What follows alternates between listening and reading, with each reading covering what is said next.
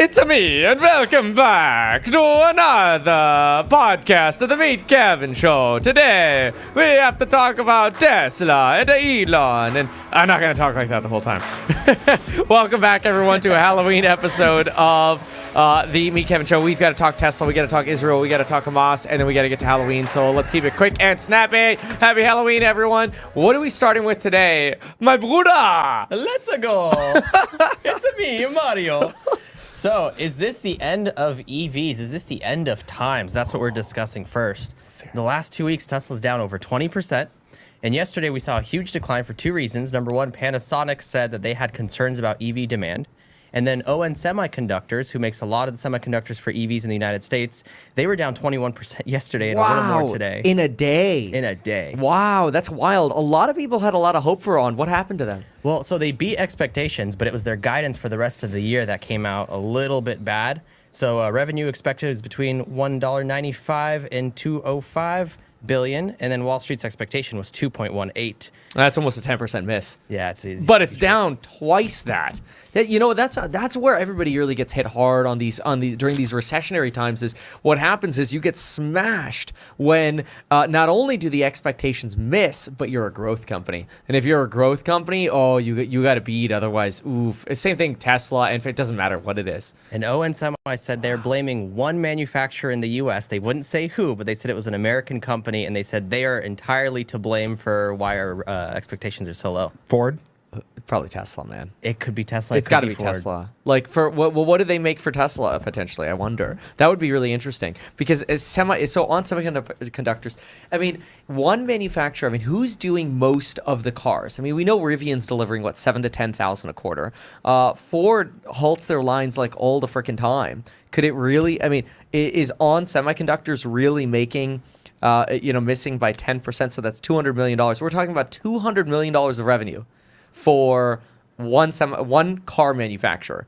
And Ford's doing how many EVs per month? I mean, if they're doing 40,000 a year, that's great. So what is that per month? You're looking at like 3,000 or 4,000. So there's no way 3,000 or 4,000 cars are doing $200 million.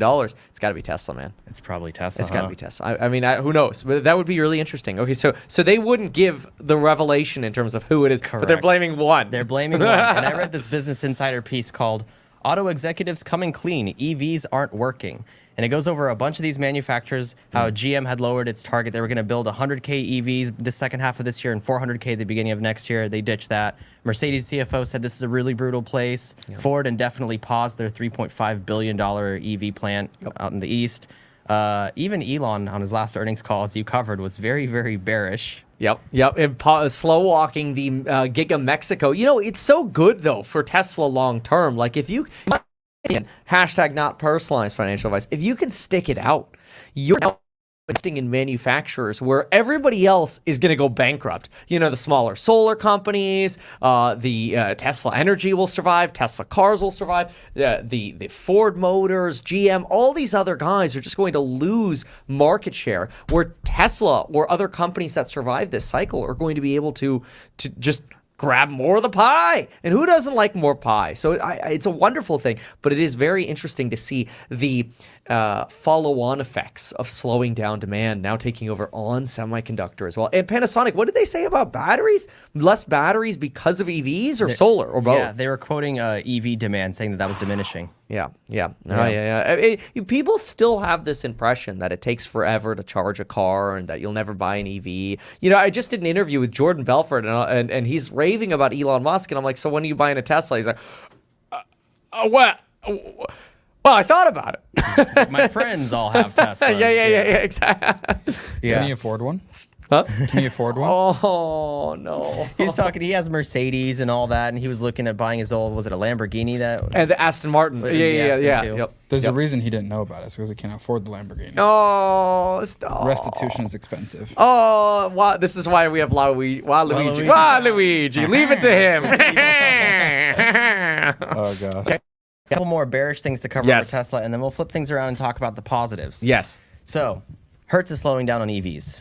Hertz got hurt by the EVs, it seems, because they initially had a goal of having 25% of their fleet be EV by the end of this year, and they're looking at closer to 11 now.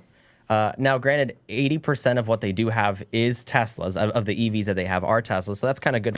But they found that even though maintenance was substantially lower, repair costs were much higher. And rental car, it's people driving cars for the first time. They're not used to them. They ding them, they dent them. Well, and they're renting them out on, what Uber and Lyft and that stuff. I was thinking about that, like, if somebody goes and kicks, like, a screen in the back, I don't think they're getting Model S's, but do the reason why is they don't have a screen in the back? The new ones that are coming out the Highland ones. Yeah, okay, that's interesting. So I'm thinking about, Highland has a screen in the back. Yeah. Oh, wow. Yeah, actually, I think that's a cool feature for, like, kids and stuff like that. But I was thinking about that. I'm like, you go Uber, and then somebody kicks that and cracks the screen. How long is it going to take you to get a new piece of glass for that? I don't think the EV supply chains are really there yet, but I was putting some thought into that. And it's got to be a pain in the butt, but that's interesting. We were looking at this a little bit this morning and thinking, I wonder if part of it has to do, because I saw some comments on this, with just the decline in values the Teslas have had. Because you got to now you're marking your book. So if you're Hertz, you have to report to shareholders and say, oh, we had to take a market decline of our book value or whatever. The company's now worth less because, 20,000 of the cars we bought just lost 30% of their value. Was it Hertz that you had mentioned on an earlier pod where part of their value when things were going south is that the used car market was going up? The opposite thing is happening now is they have all the used cars, but they're lowering in value really quickly. It's such a good point. It's, when Hertz went bankrupt, they were the first company to start this whole bankruptcy meme movement where as soon as a company files for bankruptcy, it's almost like they meme spike up. And the reason was because of their used car inventory. The value of that inventory was skyrocketing during the pandemic. Now it's the opposite. It's the opposite. It's mostly because of the cuts. Well, Luigi, what does the stock market say about Hertz stock? Well, I was just looking. So whenever Hertz released this news, for whatever reason, on the 25th, Hertz fell 13%. They must have done earnings, so I should go through their earnings report and figure out what happened. I thought it would be correlated to Tesla's drop. Tesla reported on the 30th. That was when their stock dropped. 19th or something like that. 19th. Yeah, why did they fall? Why did Tesla fall? That's like the daily question right now. I'm trying to find out which cliff it is. Yeah. It's like you're looking at the cliffs. It's like, is it that one or that one? That one? I don't know. It's all part of the greater poopy doopies. So, okay, what else we got? Just to show on the screen here, for some comparison here, the S&P 500 has not been doing well this year. What's that? Yeah, right. 9% gains from the beginning of the year, which was already a pretty crappy place at the beginning of this year. Yeah. NASDAQ's doing a little bit better. So even with this cliff we're seeing in Tesla, and this is per Bloomberg, still 60% up year to date. It's not bad. It's not bad. That's not bad. Yeah, I mean, it's not Bitcoin. Freaking Bitcoin. Dang. It's been on a Bitcoin's run. the moon. Yeah, but hey, that's helping out Tesla's value too, maybe. It's to some degree, right? At least a percentage.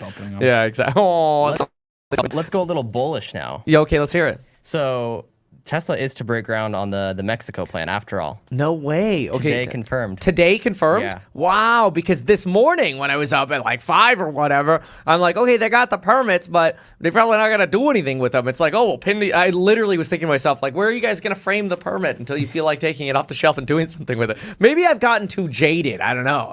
But then again, I feel like I've always been relatively jaded. I'm McKay. Waluigi, am I always jaded? Yes. Okay. So Your face, man. Luigi giving me the stock market update. I can't do this. it's me. So apparently, this is per local news in. Oh no! Somebody Nuevo wrote Leon. Luigi is my financial advisor. You'll get your video one day. Okay. Gotta collect some more coins. So they said that Tesla, and this is a quote from the local news over there, Tesla in some way has already started construction just like the government of Nuevo Leon. We're doing the same at the same time. They have all their federal, state, and state permits. They've provided us with everything we need to start construction so that we can guarantee Tesla will arrive in Nuevo Leon. Okay. Well, that's actually impressive. I mean, that's good. Hey, maybe they're negotiating things behind scenes that we don't know about, or they're just sticking to the plan.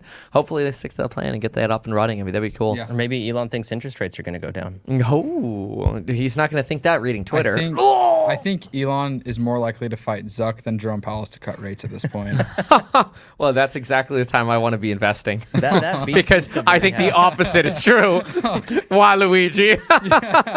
So you think that Jerome Powell will cut rates before Zuck fights Elon. 100%. 100%. $100. $100? $100. All right, let's do it. Oh, Waluigi's running out of coin. You're gonna run out of coin so fast, bro. You're gonna run out. We need some super chats for Meet McKay. I'll take 30%. So you briefly talked about this earlier today, but the fatal car crash with autopilot, how that lawsuit was resolved in Tesla's favor. I don't remember that crash. It was something about like the car swerved off the road and hit a tree or something. It was like, yeah, suddenly a sharp angle happened. It hit a tree. It burst into flames pretty much immediately. You covered that crash pretty extensively. Back then? Yes. Yeah, okay. Yeah, there's actually, so many in 2019 crashes. No, in 2019, maybe not. You covered a different It was the Tesla Texas fire. one. Yes, the Texas swerve, yeah, where they'd been drinking and they were like drunk. Like there's you drink and drive and then there's drunk. Like those guys were drunk. They hit a tree. They, that sucked. What really sucked is that they found the people in the back of the car in that Texas accident, and people were like, "Oh my gosh!" Well, they were full self-driving, and maybe thought so. They assumed it was FSD, but it wasn't. They actually climbed to the back because the fire started in the front.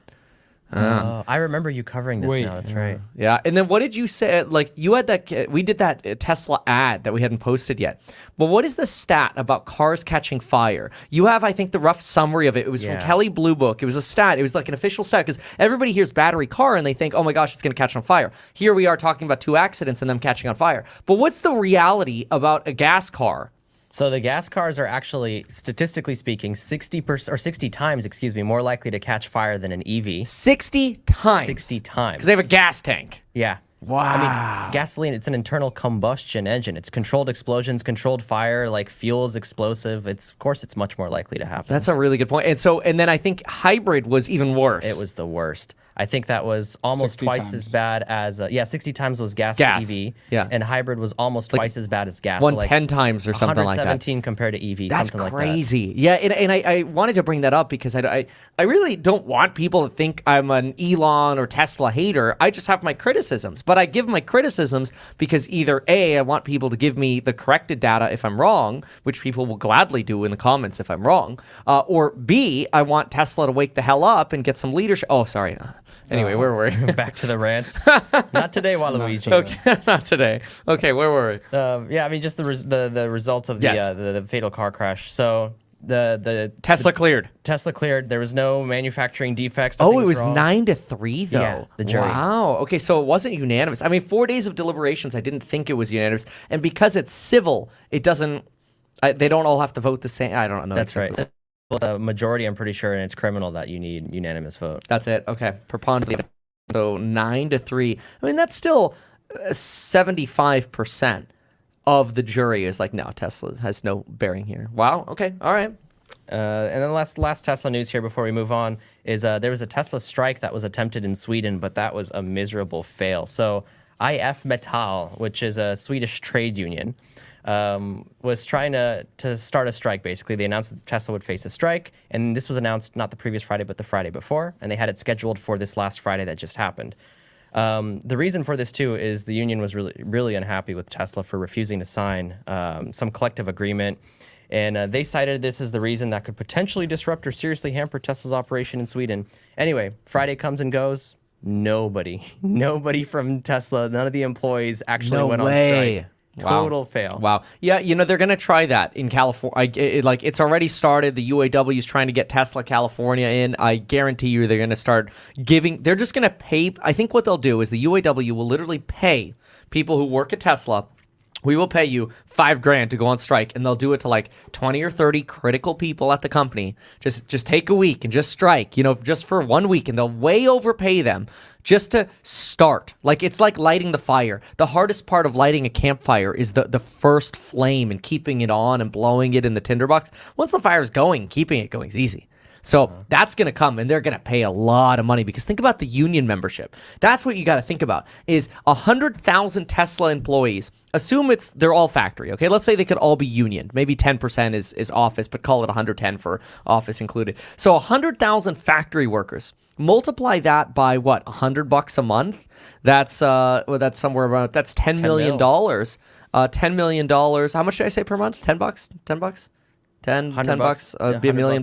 It'd be probably be somewhere around $12 million a year of union dues every year. That's not bad. That's Just not from bad. Tesla, from one more company. I wonder if they can actually get those critical people, like you said, on board, because I'm sure they get paid pretty well as it is too. Yeah, and that's assuming union dues are that low. I just saw somebody, they were paying $600 to be part of the truckers union per year. $600, that's actually closer to $50. $50, that'd be like 60 million bucks in the union's coffers. Wow, per year if you get all of that. And guess who's going to pay for that? The shareholders. Anyway, where were we? It was just funny that Friday came and went and nothing happened. Yeah, that is good. Good sign for Tesla. Absolutely. So the journalists did go and ask both Tesla and the IF Metal people about the strike. Tesla didn't comment at all. But the Tesla employees commented, but not Tesla officially. So they said that they believed their current working conditions and wages were vastly superior to any previous roles they had had. So they felt they had no reason to strike at all. And the employees who expressed their view to remain anonymous, the employees expressed their desire to remain anonymous, not because they were scared of Tesla, it's because they were scared of the union coming after them. What? That's awesome. That was okay. for the people interviewed. Priceless. Wow, so there's Tesla news. I want to be very clear, okay? I think this stock trading sideways for 3 years, I know it pisses people off, but I'm honest about it. This is just my opinion. I think it's a gift. I think it's literally a gift of the last 3 years. You could take one of the greatest companies in the world and just DCA. I know it hurts. And I know there are people out there that are like, well, I've been DCAing so hard now I have to sell a little bit to pay off a little debt or this, that, or whatever. It's part of the process. I had to sell a little bit as well when I had to buy my plane last year. I didn't want to, but now I'm in a place, fortunately, I don't have to touch it. I'm very happy about that. And my goal is, hey, what can everybody do to think long-term about these companies? This is hell we're going through right now. I don't know that we'll ever experience this kind of inflation again in our lifetimes. So it's kind of wild to think that will our countries make that stupid of a mistake again with that kind of money printing that we saw and that confluence of war and pandemic? Probably not. So think about the magnitude of what I just said. And then I think we go, wait, you're telling me it's flat over the last 3 years? Okay, big deal. Like, buy the dip. I don't think, yeah, go ahead. Sorry, something that I think that we frequently talk about. I can't empathize with older folks, obviously, but if you're a younger guy and you have girl, if you're a younger guy or gal and you have a lot of years ahead of you, looking at your stock portfolio every day in this environment is not healthy. Like, go to work, like, be creative, like, do something. Obviously, if you are in your retirement, you have cause for concern. Talk to your financial advisor. But I mean, if you're a young person, then go out and just start working, because now is the environment to do it. Because if you can do it now, then when it's lower and things are easier, you'll have a lot better of a time. Agreed. But you will get people like this. Like I see Joey here in the comments. This mistake is never going away, nor is inflation. It's like, well, this is somebody who hasn't read a single earnings call over the last 2 quarters. Like, I'm sorry, you're wrong. Like, the inflation not only is going to go away, but it is already mostly gone. The new inflation. Look, the past inflation is here. Right? I'm not saying that's gone. Prices are up 36% for ski tickets. I know, because I'm trying to go skiing. Prices are up 18% across the board for everything. Food's up like 40% every time we go to a grocery store. It's all more expensive. I'm not saying that's going away. That might stay. We might see some little retracement. But in terms of new inflation and that sort of rate of increase again, it's not coming back anytime soon. And I would hate to be in this situation like a year or two from now when Tesla's rallying to be like, man, I wish I bought more at the time. Oh, everybody will. Everybody will be. Everybody will be. Yeah. If it was, I would have, there's going to be a lot of I would have, buts. Woulda, coulda, shoulda. Yeah, nothing fundamental has changed with the company. Just the environment's going through some temporary hell. So, I mean, for me, this is the best time to buy. Somebody here writes, do you think we will go back to 2 to 2.5% interest rates? I think the Fed will go back to 0. I think within a decade, the 30-year mortgage will be 1.8%. Mark it on your calendar. 1.8% or less in a decade, which is lower than the 2.7% it was right before COVID. Wow. Well, maybe like right after COVID, right around the time COVID started, and they cut rates to 0. Mortgage rates came down to like 2.7. It's crazy. I think they'll actually go lower, mostly because it's happened in Europe, and we'll follow in their footsteps. Interesting. Yep. All right, next topic. Somebody said they were listening on the AirPods and turned their phone on. They did not expect this to be in Mario. That'd be the craziest thing. Like, you're just listening like normal, and then you like look at your... Like, that'd be so funny. You guys It's me. Yeah, you guys look great. That's awesome. Ooh. What are you saying, Waluigi? You're not my brother. All right, next topic. Let's go. Okay. So let's hit the heavier stuff. A lot of Israel updates. As of yesterday, Netanyahu had said that Israel's not going to pause their war with Hamas. There was going to be a ground invasion. There's not going to be a ceasefire. And the UN was warning yesterday, like, hey, a lot of these airstrikes are getting closer and closer to hospitals. Yes. I think Israel is trying to basically do whatever they can to keep this fight going. They really want the fight going. I think the United States is like, whoa, they're like trying to rein back how aggressive they are. One example of that was this weekend. They somebody killed all cell service in all of Israel. Sorry, not Israel, in the Gaza Strip. And you had paramedics driving around in ambulances to the sound of bombs, because nobody could call 911, you know, their version of 911, obviously. Which, by the way, if you're ever in a foreign country, did you know if you use like an iPhone, I don't know if Android has this technology, but if you just dial 911, it'll redirect to whatever the local emergency number is. That is actually surprisingly important. Happened to me before. I'm standing in Germany. I'm like, was ist die Nummer zu die Polizei? Polizei? Yeah. Polizei bitte? Polizei. And this lady in the car is just like, is this a joke? What is the number for police in Germany? Do you know? No, it's like 011 or 112 or something. It's something weird. Like, I don't know. I just don't know. I just had a weird epiphany. You listened to almost the entire Joe Rogan episode with Elon today. Yeah. Did they talk all about the conflict with Israel? No, that didn't come up at all. Do you think that Elon told Joe he didn't want to talk about it? Because Starlink's in a super tricky spot. He said that he would give it to... let me look for the tweet really quick. Yeah. Because Elon said something along the lines of he will give it to a country as long as they're using it defensively, but he has to notify Israel first, and they have to give permission for them to turn it on in Gaza. Interesting. So let me find this and tweet Gaza really quick. taking control of those airwaves this weekend was bashed by the Biden administration. They're basically like, don't do that again. So here's Elon's post. Per my post, no Starlink terminal has attempted to connect from Gaza. If one does, we will take extraordinary measure to confirm that it is used only for purely humanitarian reasons. Moreover, we will do a security check with both the U.S. and Israeli governments before turning on a single terminal. But why do you think they didn't talk about it? It's like the biggest thing going on right now. Do you think Elon told Joe, I don't want to talk about this because like of Starlink, or what happened? Yeah, that's entirely possible that they didn't want to talk about this.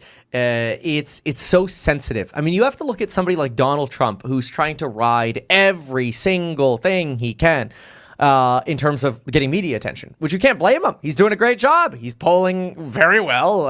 Nobody polls better, you know. The fact that Donald Trump is not talking about Israel as much. I mean, occasionally he'll bring it up on Truth Social. You go through his Truth Social, 9 out of 10 posts are court, judges, election fraud. That's all it is. The occasional mention has briefly been coming up because he's been so quiet on Israel. And it's always just, oh, Biden's an embarrassment. You drop an ounce of American blood, we'll drop a gallon of yours, you know, right? So the problem with that is it goes to show that when Trump is even minimizing how much he's saying about it, it's so sensitive, and there's just no one right answer. So I think that was probably smart to leave that out. I mean, I even see the comments. People in the comments are like, Kevin, you slightly implied this, or how dare you cover the Hamas perspective? You shouldn't even breathe air to that. And I'm like, look, you either come here to get my perspective or not. Otherwise, F off. Like, you can leave whatever comment you want. I'll read it. I'll look at it. But, like, I'm just going to give it to you what I think. That's Do you think he didn't talk about it for sensitivity reasons or security reasons regarding... sensitivity? It's not popular. Because he doesn't win either way. He'll piss off one side or another. Exactly. But that's interesting that they did not talk almost at all about it. Yeah, because if you say, oh, Starlink's providing internet for Gazans, what happens? That gets turned into Starlink is anti-Jew, Starlink is pro-Hamas, Starlink is pro-terrorist. Therefore Elon, therefore Tesla. Yeah. It's so lose-lose. It's so lose. They did talk about a conflict, but it was a Zuckerberg conflict. Yeah, oh my gosh, what I think a the mess. beef is back. The beef is, well, he had to reactivate it because he got backed into a corner, implying that Zuck backed out. Rogan did a great job. Rogan called that out, but like so smooth to where he really allowed Elon to kind of dance his way back into truth because he totally fibbed. Did a fib, yeah. Little fibby dude. Are we allowed to say lied? That's what happens when you have like a checkers player on one side of the table and a chess player on the other. Yo. Wow. So Israel had ordered, this is like a kind of developing story, and we'll get up to like the breaking stuff. Israel had ordered over 14,000 people trapped in a Gaza hospital to evacuate immediately. And people in the hospital in Gaza on Sunday were saying that they were getting calls, personal calls, like I'm talking doctors, nurses, medical workers, people getting calls from basically IDF saying, hey, y'all gotta leave. And they're just like, I don't know where we can go because, like you said, there's no communication. Like, communication got cut off right after that. They got no cars, they got no gas. The roads are pretty much demolished. So even UN agreed with this. They're like, this is an impossible feat. Like, we don't know how they're going to do it. Meanwhile, Israel's pushing deeper and deeper into Gaza. Yeah, how do you bring thousands of the trucks that you need into the Gaza Strip when the highways are like destroyed? Keep in mind, the Gaza Strip's only like 27 miles long. It's very short. Like, you don't need that much road relative to like what you think of when you think of country. This is half of Palestine, roughly. And I have on my screen right now just kind of showing you how the invasion is looking. They're coming in from the north side, and then also all this area down here into, like, I want to say halfway through, basically where the actual road is down the middle. This has all been taken over by IDF at this point. They've got a lot up here, and then they have this kind of corner here as well. Oh, they're squeezing them right into the middle. It almost looks like they're Khan Yunis cutting it in half. Yep. And they'll go into Gaza City and Khan Yunis over there. Wow. Yep. So, yeah, with the civilians who basically took shelter had nowhere to go. A lot of them stayed behind, and the airstrike started. It's tough. I see civilian vehicles driving, and then you see Israeli tanks come and blow those vehicles up. And one of the downsides you see with war is just, Israel's POV is, look, we told everybody to leave. We said we were coming, and then boom, because Hamas doesn't drive tanks. Hamas doesn't drive military jeeps that are like, here we are, it's me, Hamas. They don't do that. So they're driving normal cars. So how do you differentiate? It's so terrible because those could be families, and probably often are, with children, men, women, children, grandparents, whatever, whose lives just get evaporated under the guise of, it's collateral damage. It's terrible. And yeah, go ahead. Yeah, I was gonna ask what happened this afternoon. Are we getting into that? We can get into the afternoon too. Just like for this one, to paint a picture, there's people who are on oxygen. There's babies who are in their little incubators. All this is happening. 400 people were getting actively treated at this hospital. Meanwhile, there's missiles happening outside. Thousands of people fearing for their lives. Oh, wow. Oh, yeah, I see here. Medical staff continue to treat approximately 400 patients during attacks just outside. Some striking less than 200 feet from the hospital. Terrible. And most people didn't leave. Like, pretty much everybody stayed in the hospital. Well, where do you go? Yeah. Where there's nowhere to go. If there's one place you have the greatest chance of not getting killed is the hospital, because everything else is a target. Even the hospital, to some extent, is a target, but it looks really bad on Israel. Well, what are you gonna do? Run out there? You can't. You have to stay in the hospital. The bathrooms are in the hospital, running water, electricity, air conditioning, food. It's all in the hospitals. The hospitals get supplied first. The fact that people are getting treated without anesthetic, though, oh my gosh, it's scary. Brutal. Scary. It is brutal. I mean, we think about the technologies we have here. I mean, I was just in the NICU with my daughter, and now the other one's in the NICU, and it's just like the technology we have. But now imagine taking that sort of situation and putting it in a war zone, and they're like, enjoy C-section without anesthetic. It's disgusting. So a UN humanitarian coordinator was basically saying what you're saying is, like, if they have nowhere to go, then a warning makes no difference. That's a good point. I didn't even think about that. Israel's like, hey, you got to go. And they're like, where do you want us to go? It makes no difference. They stayed behind. And so an IDF spokesperson was actually asked to confirm about whether the warnings were happened, to confirm whether the airstrikes are really from them. And the response is, we can say that we've been asking everyone in the north to evacuate south now for 3 weeks. We can't really comment about future attacks or what will happen with the area. Terrible. So the ground offensive, to kind of move on to more of today, the ground offensive started to intensify. So now we have jet fighters, we have tanks, we have all these things rolling in, more raids, exchange fires with militants, and they've been specifically targeting a lot of the tunnel network over to the north because that's where supposedly Hamas is hiding. Yep. They did over the weekend rescue one of the hostages who was from IDF. We were going to talk about it yesterday. I think we didn't have time to do it yesterday. But one of the IDF hostages was rescued, which was good. And Israel basically already confirmed that this is going to be a long war, and it's probably going to expand into more than just Gaza. Right, because they're already conducting offensives to arrest Hamas individuals in the West Bank, which is the complete other territory of Palestine. It's and now you've got the settler conflicts. We were talking about those. It's just expanding. It's getting worse. Settler conflicts, by the way, are basically like Israelis in the West Bank who are arming themselves and becoming their own law enforcement, essentially. Then you have Palestinians in the West Bank, like, hey, like, I don't want to get kicked out of my house by force. But then you have Israeli forces going around who are just essentially local militias kicking people out of their homes because they think they might be harboring Hamas, whereas they could be individual. There's basically no justice system right now. It's just, if you're Jewish, you're the enemy of Hamas. If you're Palestinian, you're the enemy of Jewish individuals. That's it. That's how simple it is right now. It's scary. And we talk about like how Hamas are kind of rebels and they don't represent all of Palestine. There's a lot of that happening in West Bank with Israelis too. Yeah. Israelis who are basically an anti-Israel government, but even more anti the Palestinians there. And they practice what's called price tag attacks over there, which is basically like price tag to them meaning like revenge or payback attacks. So government buildings, like Israelis will destroy them in West Bank. Wow. Palestinian homes, Israelis will destroy them too. They'll force them out. They'll move into their own homes. Like, this is our land now. So it's not even like a two-sided debate anymore. It's like 7 sides all attacking each other. Everybody wants their revenge and their peace. It's challenging. And I know that doesn't represent the visions of everyday normal Palestinians or normal Israelis who don't want violence, or certainly Americans or otherwise, but it is terrible. What else are we seeing here? So in the last day, there's been 300 different sites that have been attacked by IDF. And the biggest one that just happened a couple hours ago was reported is that Israel struck a Gaza refugee camp. It's the biggest refugee camp in all of Gaza right now. And they did tell Palestinians to leave in advance, but as we discussed, like, where are they going to go? So at least 50 Palestinians dead, at least 400 injured. But one of them is a Hamas commander, which is what their prime target was, which is why they attacked the area. So they got their target. So what is this Yemen? Tell me a little bit about Yemen and the Yemen situation. Yeah, so like basically the war has kind of gone into more than a couple of fronts now. We knew Hezbollah up in the north, and we know that we have like Hamas and Gaza down to the south. But I'd have to open this on a map. But down at the very, very southern tip of Israel, where the Red Sea is, there's a town over there that was just attacked. Eilat, I think is the name of the town. I don't really know how to pronounce it. But they countered a couple of ground-to-ground missiles over there. And is it Houthi? The Houthis. The Houthis, yeah. That is the Yemenis militant group that basically claimed responsibility for the attack. And I saw on social media they were stating that, like, you know, Yemen has now also declared war on Israel. It's not official. It's not from their government. It's just the Houthi propaganda.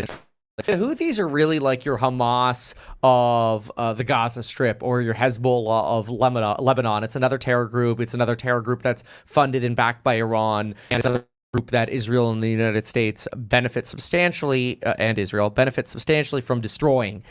So the more you can limit the power of the Houthi, you just put them in the same bucket almost as Taliban, right? It's terrible to simplify it like that, but that's the stance of the state, at least. It seemed to not be a really big deal to Israel. They're like, we're going to continue focusing on Gaza. We're not going to really worry about the Houthis or Yemen or anything like that. But the Houthis are saying we are going to continue to carry out more precise military missiles and drone strikes until the Israeli aggression stops.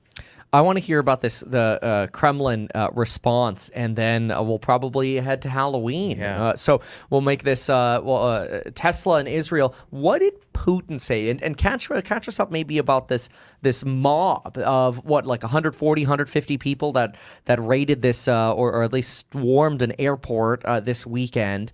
Russia apparently condemned this and arrested 60 mobsters. But what else did we hear from the Kremlin? Yeah, this is in Makachkala, which is the name of the town over there with the airport. A bunch of people stormed. They were it was an airline that had come from Tel Aviv, and they were swarming it, and they were looking for Jews, which for a country that's very anti-Nazism sounds very...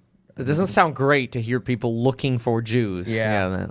I don't know if you guys probably saw the videos, but they were like looking at the plane. One guy was like looking in the plane engine. I'm like, there's no Jews in the engine. It was very, very strange. More than 20 people were hurt, but worth noting, none of them were actually Israeli. Oh, wow. Okay. And so what the Kremlin came out and said was this was all staged. Oh, okay. So the whole mob attack was staged to try to foster more Jewish hate or whatever. Yeah, okay, interesting. Which is fascinating because so the Kremlin is embarking on essentially this denazification war in Ukraine. So if their stance is kill Nazis, then that is a way of trying to suggest pro-Jewish, but then why call this staged? I'm a little confused by that. I don't know what he's basically the reasoning was that like the West is behind staging this to, I guess, make Russia look bad and make it seem that they're being anti-Semitic. Oh, that it's their country that's anti-Semitic. Yes. So it helps to be able to distance. Russians would never do that. We would never. I see. This is staged to make Russia look bad. Yeah, because Putin lately has been, I hate to say it, but he's been coming out and sounding like somewhat reasonable about the Israel thing. Like, okay, we need to reduce tensions. We need to stop killing. Like, he's actually had some statements to build Russian PR up. That's what his goal has been. Of course, he's still Putin, so he's still a madman. But he's building that up, so maybe, who knows? You know, it's kind of like, here's our staged event to sort of try to bring Russia back down. Who knows? You never know with Russia. It's just like, okay, what's the story? Because they're probably going to be about 10 different versions here. Yeah, the U.S. National Security basically came out and said, this is very, very classic Russian rhetoric. Like, we're used to hearing this kind of thing. Yeah. Police did show up, and it took them like 2 hours to control the mob. The mob That's was throwing scary. rocks at them, yeah. How does it take 2 hours to control 140 people at the airport? Oh, but then again, it took a few more hours to control the riots at Congress. Yeah, Jan 6. That's right. That took a long time. Yeah. Because I covered that long. I mean, whole day. the whole thing was 10 hours. So the situation went haywire within the first hour to hour and a half. I mean, it was obvious they needed support. So it took 9 hours to get Congress back in session. That's crazy. But they still don't know who the cocaine was. Who had the cocaine in the White House? No, they still don't know who had the we can identify everybody who rioted that day or whatever you want to call it. We can, and we also can't. It's always cocaine. We can't figure out who brought in the cocaine, and we can't figure out how the cocaine killed Prigozhin on his plane. It's always cocaine. It was the hand grenade pins. Yep. In every, In every line. Oh. What's happening November 1st? November 1st is the deadline. That's tomorrow for investing in HouseHack, our real estate startup. That does it for us today. Thank you so much for being here. Make sure to go to househack.com to learn more. Send us an email at ir@househack.com if you have questions. Keep in mind, even though I'm a licensed financial advisor, a real estate broker, becoming a not personalized financial advice shall not be deemed endorsed by us. None of this is reasonably sufficient information for the purpose of evaluating security. And yes, we have an actively managed ETF with long positions in some of the stocks we mentioned here, especially including Tesla and Enphase. Thank you so much for watching. We'll see you in the next one. Woohoo! Woohoo! Happy Halloween.